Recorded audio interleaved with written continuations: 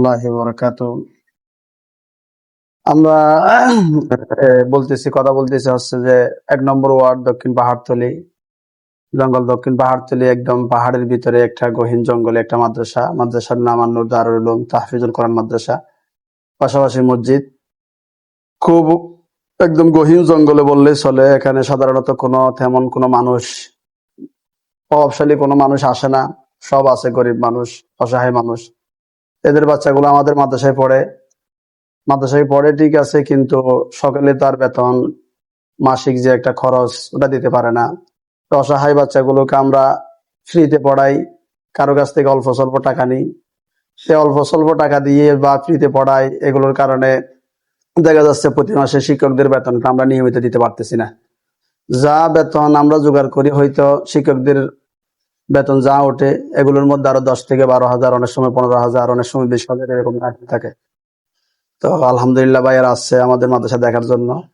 আপনাদের সকলের প্রতি অনুরোধ থাকবে আমাদের মাদ্রাসার দিকে একটু খেয়াল করবেন, যাতে আমরা প্রতি মাসে উস্তাদদের নিয়মিত যে বেতনটা আছে ওই বেতনটা প্রতি মাসে পরিশোধ করতে পারি আপনাদের মাধ্যমে। আপনারা যদি একটু সহযোগিতা করেন, এইরকম জঙ্গলের মধ্যে দিনের কার্যক্রমটা পরিচালিত হয়ে থাকবে আপনাদের প্রত্যেকের সহযোগিতার মাধ্যমে।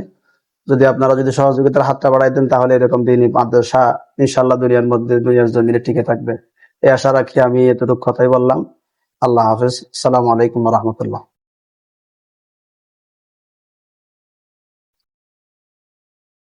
আসসালামু আলাইকুম। প্রিয় দেশ ও দেশের বাইরের সকল ভাইদেরকে, আমাদের যারা ভালোবাসেন, আমরা এটা চলে আসছি বটদিঘির ফারে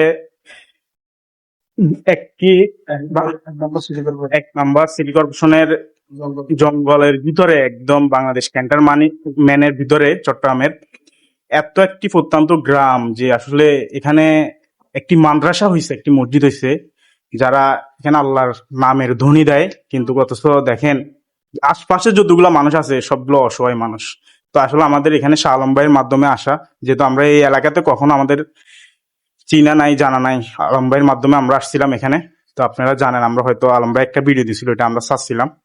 তো আপনারা যারা আমাদেরকে ভালোবাসেন, আমাদের এই ভিডিওটি শেয়ার করবেন। এবং হুজুরদের অনেক সমস্যা এখানে, আসলে যে মানে যাতায়াতের কোনো একটা পথে নাই। মেন সমস্যা হলো এখানে যাতায়াত করে যে আপনি ৮০-১০ টাকা দিয়ে যাবেন, ওই পথটাই নাই এখানে। আপনারা হুজুরদের নাম্বার থাকবে, আপনারা হুজুরদের সাথে যোগাযোগ করবেন। এই মাদ্রাসার পরিচালক উনি আমার সাথে আছে ভাই, তো এই পরিচালক ভাইয়ের সাথে যোগাযোগ করবেন।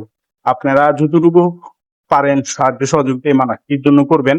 এখানে এই মাদ্রাসাটির ভিতরে, কক্ষের ভিতরে ৩টি, প্রথমত আপনার যে পার্টিশনের আপনার প্রয়োজন। আমরা চেষ্টা করব, আমরা আমাদের সাধ্য অনুযায়ী আমাদের ফাউন্ডেশন থেকে আমরা তাদেরকে সহযোগিতা করব।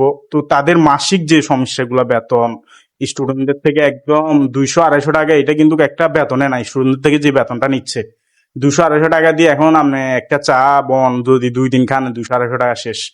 তো এখানে টিচারদের বেতনগুলি চালাইতে আসলে খুবই হিমশিম। আশেপাশে যা আছে সব অসহায় মানুষ। এখানে ২ টাকা ১ টাকা দিয়ে আসলে একটি মসজিদ, একটি মাদ্রাসা চলাটি খুবই কষ্টকর। তো আমার একটি অনুরোধ থাকবে, আপনারা যারা এই ভিডিওটি দেখবেন, এই মাদ্রাসার পরিচালক ভাইয়ের সাথে আপনারা যোগাযোগ করবেন। আপনাদের সাধ্য অনুযায়ী এই মাদ্রাসাটিকে, দিনী প্রতিষ্ঠানকে টিকে রাখার জন্য আপনাদের চেষ্টা চালাবেন। ভাই, আমরা একটা সিগারেট খাইলে ১২ টাকা, একটা চা খাইলে ১২ টাকা, ২২ টাকা। তো এই ২২ টাকা হুজুরের বিকাশ নাম্বারে আপনারা রিচার্জ করে দিবেন। আমার একটি অনুরোধ থাকবে, আমরা যদি পরপারে ভালো থাকতে চাই, পর কালকে আমরা যদি ভয় করি, আল্লাহকে ভয় করি, আমাদের যেন এই দিনী প্রতিষ্ঠানের জন্য আমাদের নজর পড়ে, আপনাদের ভালোবাসা থাকে। আমাদের একটি অনুরোধ থাকবে, আমরা যে কষ্ট করে আসছি, আমাদের কষ্টটুকু আপনাদের যেন আপনারা বিফল না দেন। আমাদের ভিডিওগুলি বেশি বেশি শেয়ার করবেন, সাবস্ক্রাইব করবেন, কমেন্ট করবেন। তো আমার এই অনুরোধ থাকবে, আমরা টুকটাক ১টা-২টা ভিডিও আপনাদেরকে বিভিন্নভাবে দেখাবো এই মসজিদ গুলার। তো আমরা আবার আসবো। আমরা এটি আমাদের একটি ভিজিটিং প্রোগ্রাম বলে আমাদের ফাউন্ডেশনের, দেখে যাওয়া যে প্রতিষ্ঠানটির সত্যতা ও মিথ্যা যাচাই বাছাই করে দেওয়া।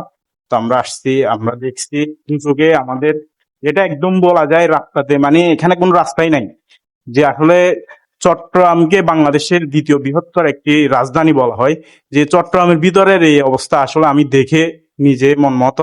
আপনারা যদি কখনো আসেন, মানুষটি দেখে যেতে পারবেন, আমি কথা বলি। তো আমার এই কথাই বলে আমার বক্তব্য শেষ করতেছি। আসসালামু আলাইকুম ওয়া রাহমাতুল্লাহ।